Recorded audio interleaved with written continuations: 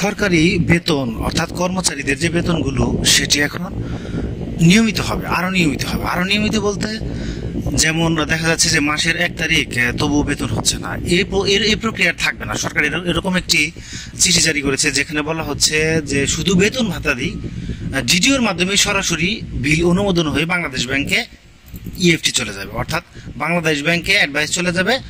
এখন আর হিসাব রক্ষণ অফিসের মাধ্যমে বাংলাদেশ ব্যাংকে অ্যাডভাইস যাবে না। বিষয়টি আরো পরিষ্কার করে বলছি, সরকারি কর্মচারীদের বেতন ভাতা দিয়ে মাসের 1 তারিখ হওয়ার কথা থাকলেও হিসাব রক্ষণ অফিসের কালক্ষেপণে সময় মতো বেতন হয় না। বিষয়টি সরকার চিন্তা করে নতুন সিদ্ধান্ত নিয়েছে।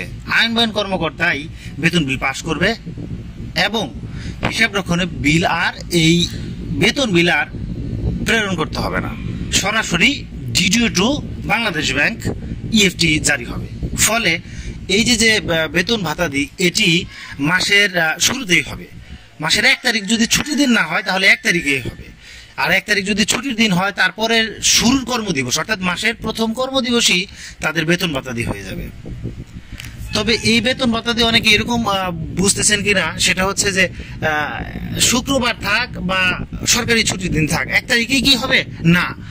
আপনাকে যে বিষয়টি বুঝতে হবে, চিঠিতে আরো সুস্পষ্টভাবে বলা হয়েছে প্রতি মাসের মাসিক বেতন ভাতা দিয়ে পরবর্তী মাসের প্রথম কর্মদিবসে পরিশোধের বিধিগত বাধ্যবাধকতা রয়েছে এবং জেনারেল ফাইন্যান্সিয়াল রুলস জিএফআর 14 অনুযায়ী অবিসংবিধানিতভাবে সরকার কর্তৃক যে অর্থ প্রদেয় তাহা পরিশোধে বিলম্ব সকল বিধি এবং বাজেট নীতি পরিপন্থী এবং তাহা পরিহার করা সমীচীন।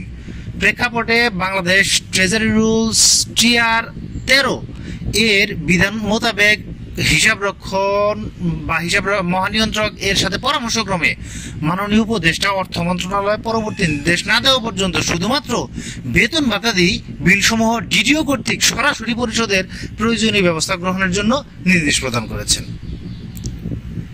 তো এখন অনেকেরই প্রশ্ন যাচ্ছে এতদিন কি তাহলে 1 তারিখে বেতন হয়নি? সবার হয়নি। হিসাব রক্ষণ অফিসের কাজের চাপ অথবা বিলম্বে বিল অনুমোদন করায় কোনো অফিস 2য়, 3য় এবং 4র্থ কর্মদিবসে বেতন ভাতা দিবেন।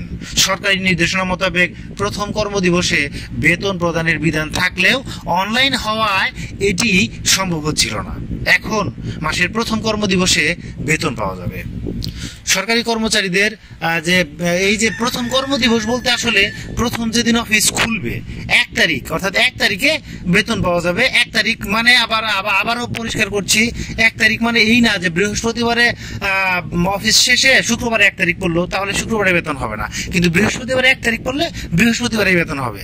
শুক্রবারে 1 তারিখ হলে শুক্র, শনি, সাপ্তাহিক ছুটি 2 দিন পরে রবিবারে তাদের বেতন হবে, অর্থাৎ ওই মাসে যে প্রথম কর্মদিবস থাকবে সেদিনই বেতন হবে। তো এই বিষয়টি সরকার আরো স্পষ্ট করার কারণে কি হয়েছে, এখন বেতন ভাতাদি পাওয়া আরো সহজ হবে। বিশেষ করে কর্মচারীদের বেতন ভাতাদি পেতে আগে বেশ সময় লাগতো, এখন আর সময় লাগবে না। কর্মচারীদের বেতন বিল পরিশোধের যে আইবাজের ডিডিও আইডি, সেই ডিডিও আইডি থেকে বিল এন্ট্রি, বিল সাবমিট এবং বিল অ্যাপ্রুভ করে ইএফটির জন্য সাবমিট করা যাবে বা প্রেরণ করা যাবে। এতে এখন আর বেতন পেতে বিলম্ব হবে না, এখন বেতন ভাতাদি পাওয়া আরো বেশি সহজ হবে। তো এটি মূলত জানানোর ছিল। এই সংক্রান্ত তথ্য দ্রুত পেতে আপনি কিন্তু চ্যানেলটি সাবস্ক্রাইব করে রাখতে পারেন, যাতে ভিডিও পাবলিশ করার সাথে সাথে আপনার নোটিফিকেশন যায়। এই জন্য বেল আইকনটি বাজিয়ে রাখুন। ধন্যবাদ।